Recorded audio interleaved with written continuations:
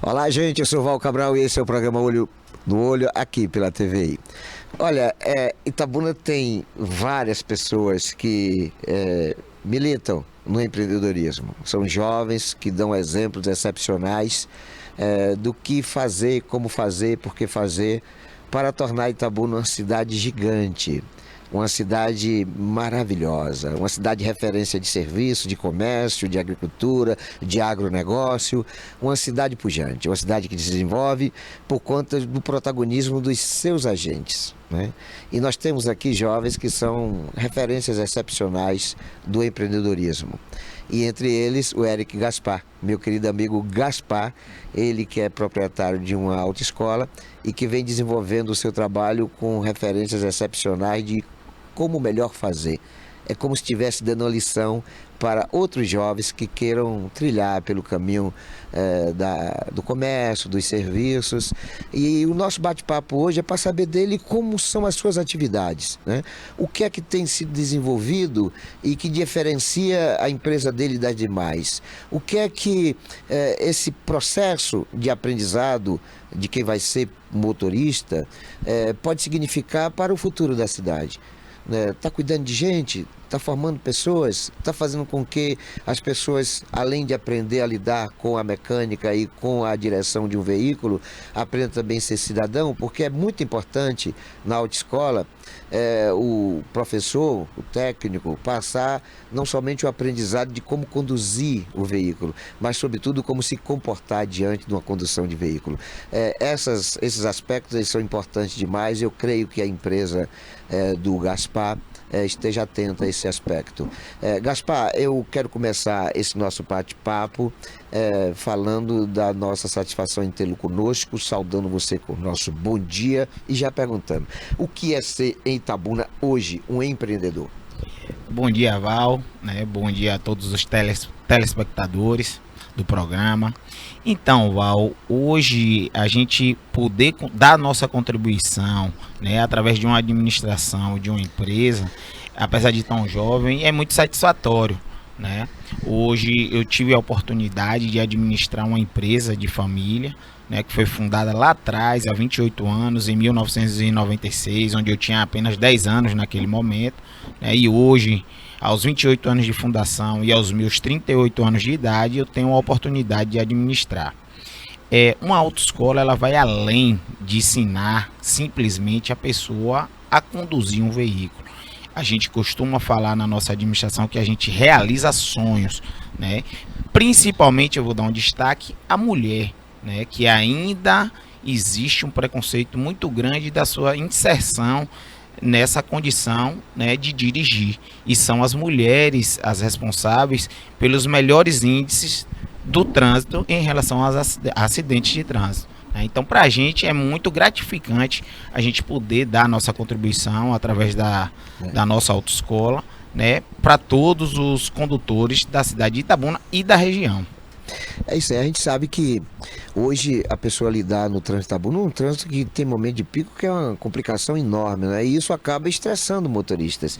E a gente está vendo muitos conflitos, né? Pessoas, inclusive já tivemos casos até de morte, né? De assassinatos no trânsito aqui em Itabuna. Como é lidar com isso?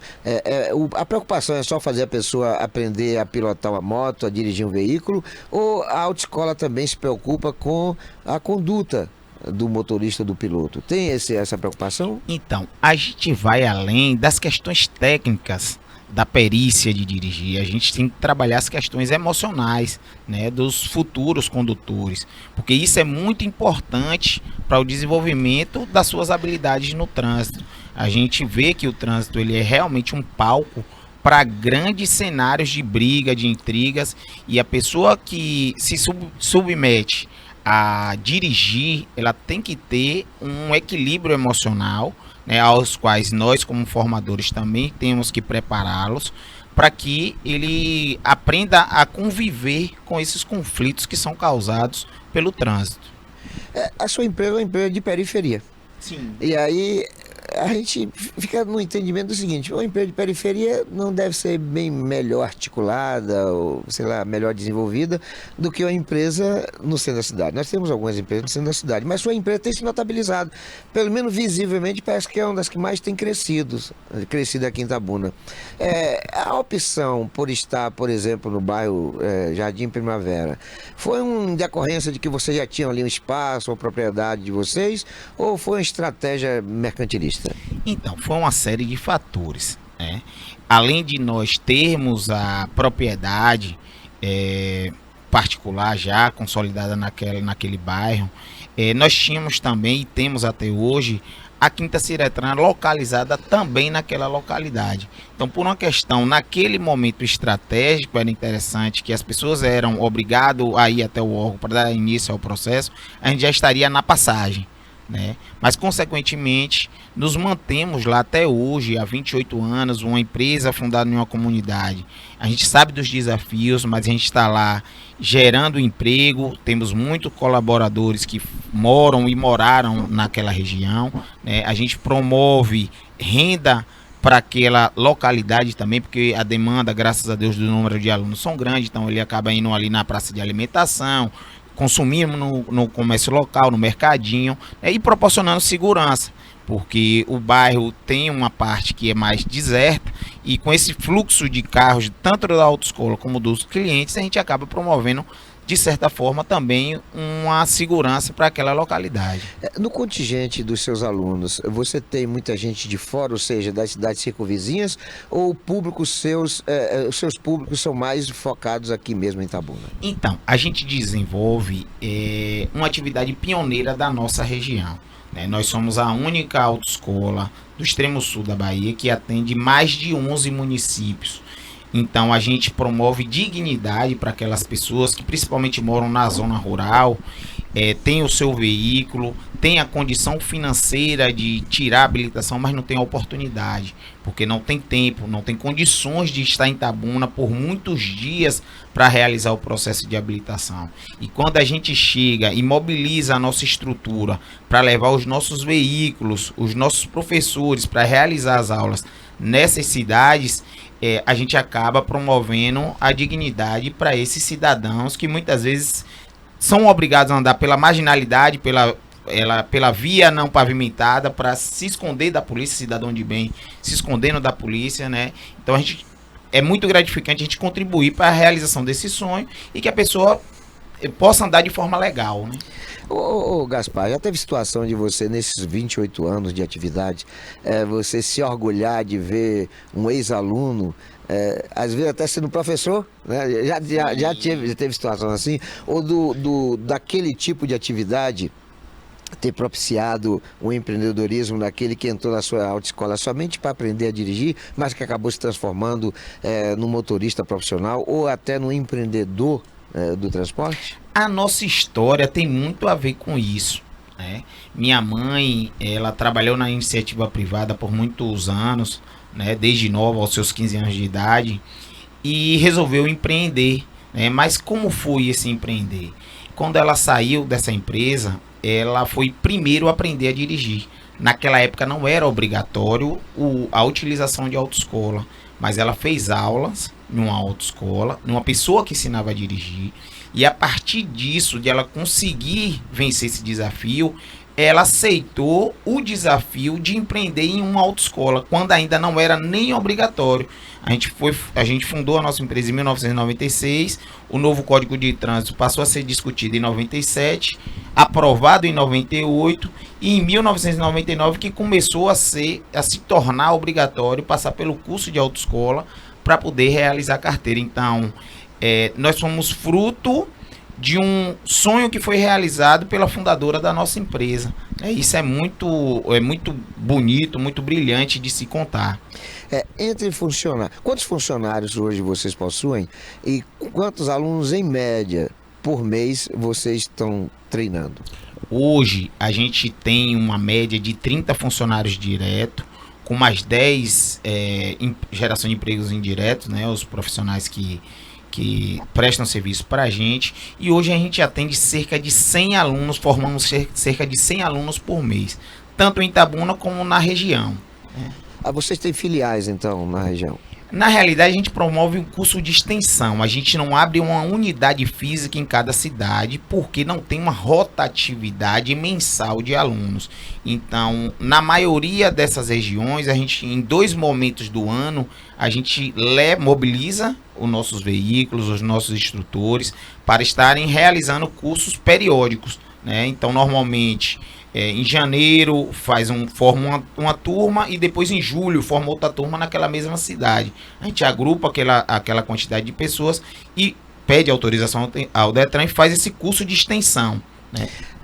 Houve uma época que, me parece, havia um sistema, era exigido um sistema de vídeo monitoramento, tipo cabine. A pessoa não precisava ir para a rua, o campo, tinha ali na frente o monitor, mas me parece que essa coisa caiu ou ainda persiste? Então, era o simulador de aula prática, isso, né?